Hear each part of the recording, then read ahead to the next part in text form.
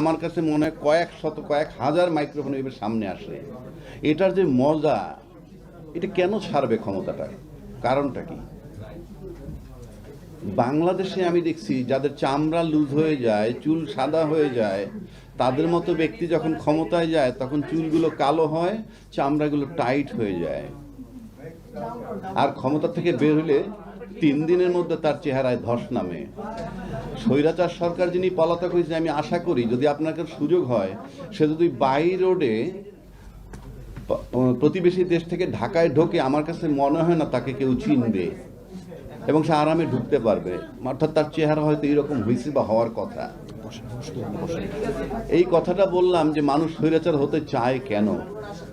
সম্ভবত নিউজিল্যান্ডের prime minister 2 বার ক্ষমতায় ছিলেন, তারপর উনি ক্ষমতা ছেড়ে চলে গেছেন যে আমি চালাইতে পারবো না। It's a very big responsibility.